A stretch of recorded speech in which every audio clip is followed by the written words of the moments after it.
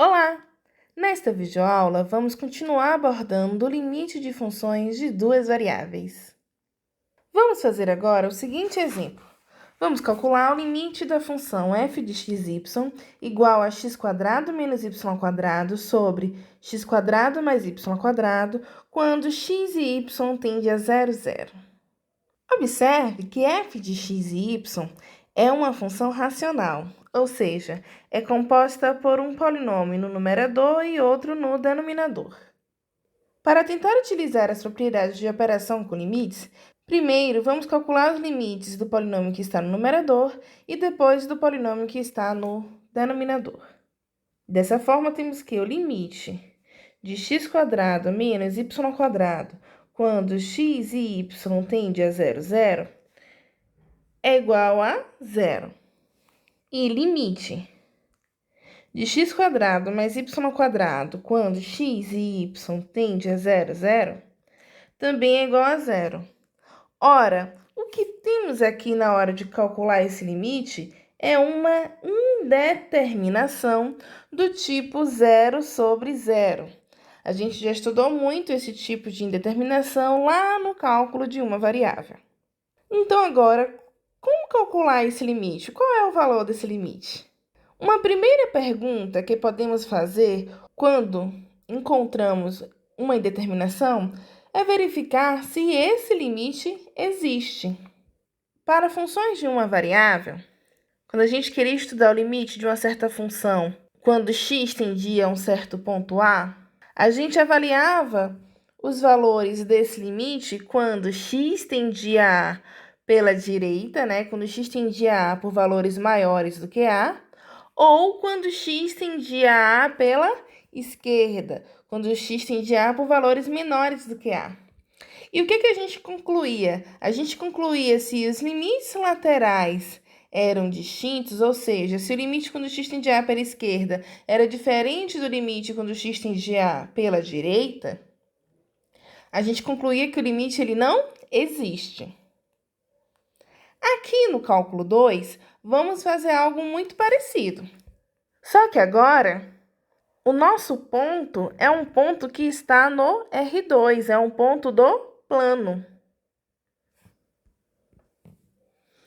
E nesse caso, a gente pode fazer um ponto no domínio da f tender a A por diversas maneiras. Por exemplo, eu posso fixar aqui o caminho, onde B é constante, e a gente pode ainda tender a A tanto pela direita quanto pela esquerda.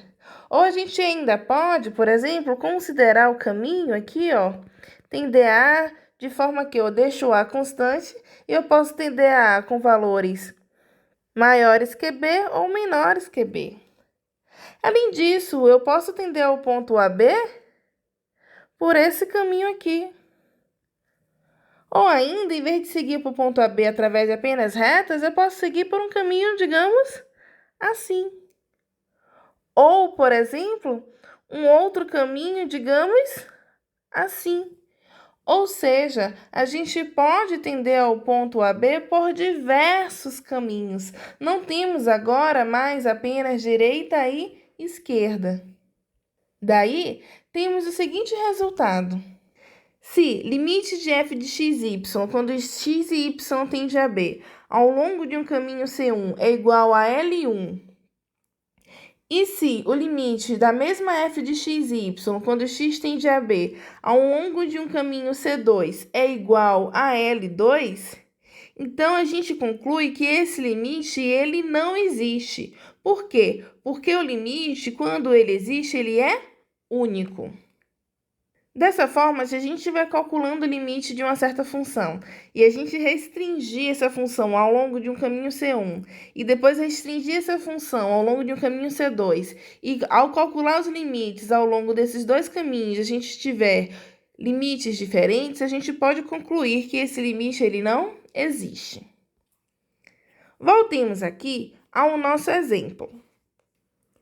Queremos determinar o valor do limite da f de xy quando x e y tendem a 0, 0. Vamos considerar aqui o nosso plano cartesiano e estamos avaliando o limite da f de x e y quando x e y tendem aqui à origem.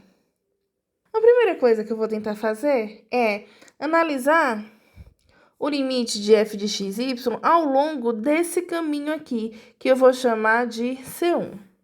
Esse caminho C1 coincide com o eixo OX, que é o conjunto dos pontos tais que a coordenada y é igual a zero. Ou seja, a gente vai analisar o valor de f restrita a C1, em que C1 é o conjunto dos pares ordenados do plano, tais que y é igual a zero.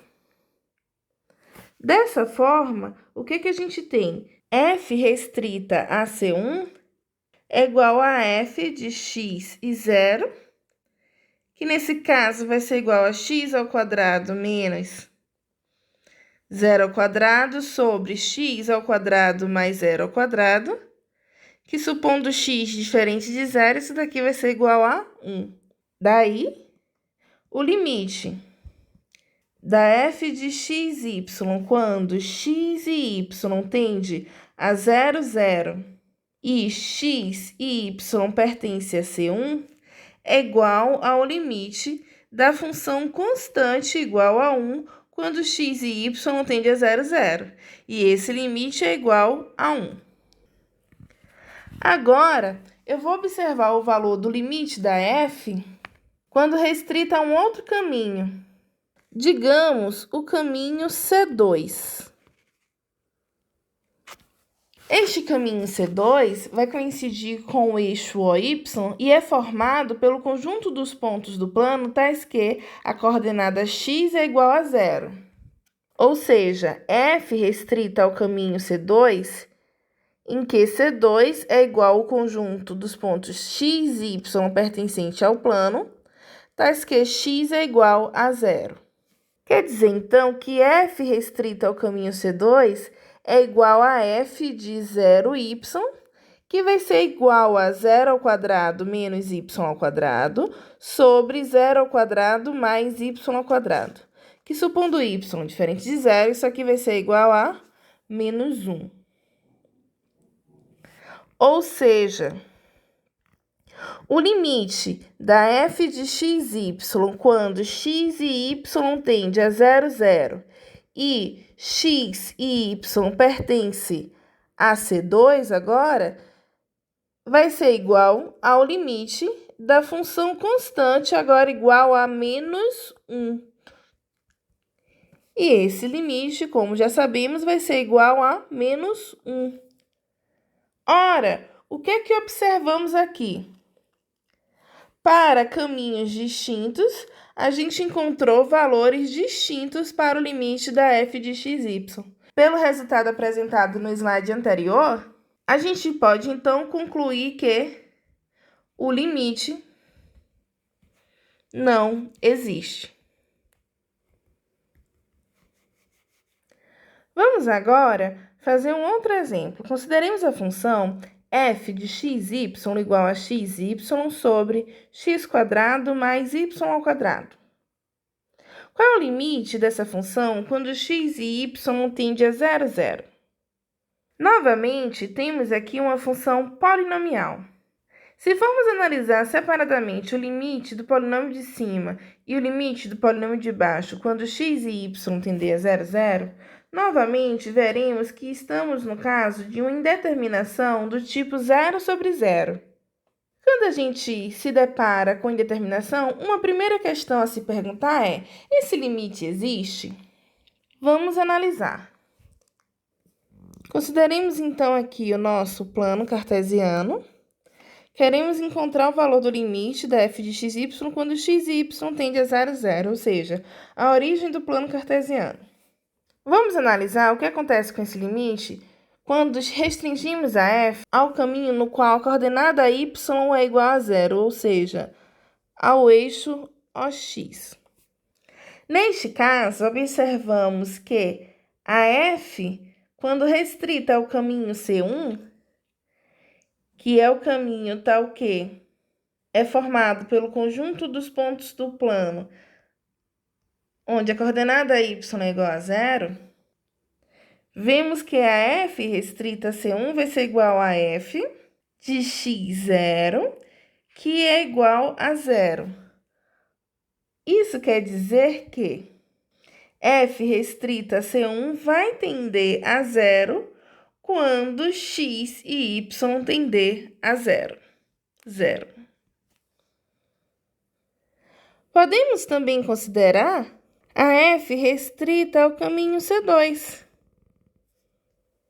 que é similar ao exemplo anterior. C2 é formado pelos pontos do plano, tais que a coordenada x é igual a zero. Dessa forma, temos que f, quando restrita ao caminho C2, é igual a f de 0y, que também vai ser igual a zero. Ou seja, f, quando restrita a C2, tende a zero quando x e y tende à origem. Ora, por esses dois caminhos que analisamos, temos que o limite da função dá igual a zero. Será então que já podemos concluir que esse limite é igual a zero? Não. A partir de agora, a gente tem duas opções. Ou a gente continua procurando outros caminhos para ver se esse limite vai existir ou não, ou a gente vai demonstrar de fato que esse limite é igual a zero. Eu vou optar por tentar analisar um outro caminho. Consideremos agora f tendendo ao ponto 0, 0 através do caminho C3. Esse caminho C3 é a reta identidade. É formada pelos pontos do plano, tais que as coordenadas x é igual à coordenada y. Para esse caminho, temos que a função f restrita ao caminho C3 vai ser igual a f de x, que vai ser igual a x ao quadrado sobre x ao quadrado mais x quadrado, que é igual a x quadrado sobre 2x quadrado, e supondo x diferente de zero, isso é igual a meio. Daí, segue que f restrita ao caminho C3 tende a meio quando x e y tende a 0, 0. Ou seja, dessa forma, temos que, pelo caminho C3, o limite da função f tende ao valor meio, enquanto restrito ao caminho C1 e C2 tende a 0, ou seja, para caminhos distintos, a gente tem valores de limites distintos. Daí, a gente consegue concluir que o limite não existe. Vamos agora a mais um exemplo. Consideremos a função f de xy igual a xy ao quadrado sobre x ao quadrado mais y ao quadrado. Queremos analisar o valor do limite de f de xy quando x e y tende a 0, 0. Novamente, temos que f é uma função racional. E, analisando o limite da função que está em cima e o limite da função que está embaixo, vimos que caímos numa indeterminação do tipo 0 sobre 0. Como já foi dito anteriormente, quando a gente se depara com esse tipo de determinação, uma primeira pergunta a se fazer é: esse limite existe? Vamos, então, analisar o comportamento da função quando x e y tendem a 0, 0, através de diferentes caminhos do plano. Para, de uma certa maneira, tentar agilizar aqui as nossas contas, vamos considerar de vez uma família de caminhos que passa pela origem. Caminhos desse tipo aqui. Mas como é que eu vou fazer isso de uma vez só? Eu posso considerar caminhos CK, que são dados por pontos do plano, tais que y é igual a k vezes x. Para diferentes valores de k, a gente consegue analisar diferentes caminhos. Neste caso, temos que f restrita ao caminho CK vai ser igual a f de x, kx, que vai ser igual a x vezes kx elevado ao quadrado sobre x ao quadrado mais kx elevado à quarta. Isso daqui vai ser igual a k quadrado x ao cubo sobre x ao quadrado mais kx à quarta. Colocando x em evidência e fazendo as devidas simplificações, a gente tem que f restrita a ck vai ser igual a k ao quadrado x sobre 1 mais kx quadrado.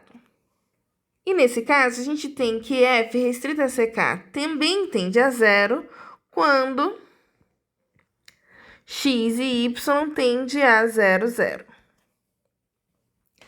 Ou seja, não importa quem é o valor de k, quando o x e y tende a zero, o valor da função restrita ck também tende a zero.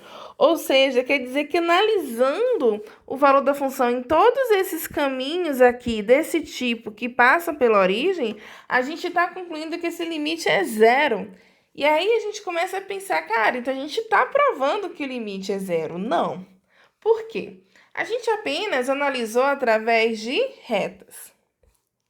Antes de eu continuar, eu vou falar o seguinte: quando é que eu, fazendo dessa forma, eu conseguiria concluir que, digamos, o limite não existe? Seria quando, por exemplo, x e y tendessem a 0, 0, o valor da f tendesse, por exemplo, a k mais 1. Então, quer dizer que para diferentes valores de k, eu ia ter diferentes valores do limite. E aí a gente já ia concluir que esse limite não existe. Mas não foi esse o caso.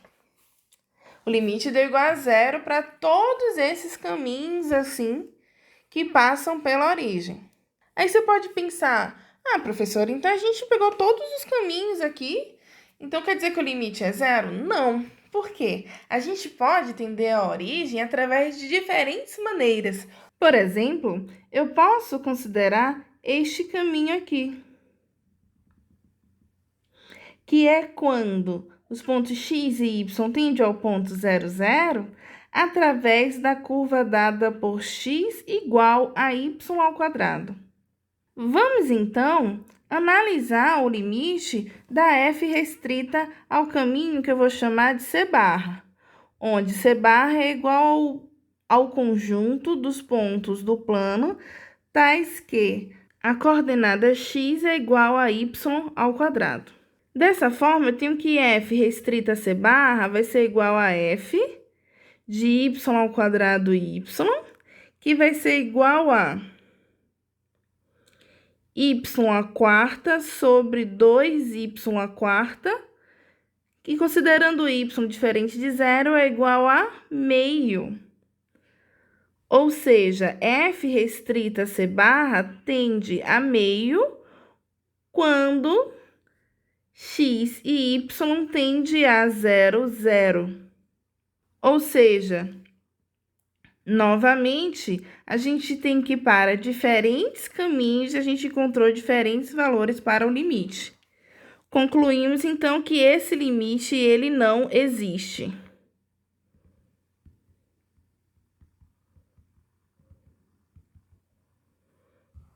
Nesta videoaula, a gente viu, então, alguns casos de indeterminações, as quais a gente pôde analisar e verificar que o limite, ele não existe.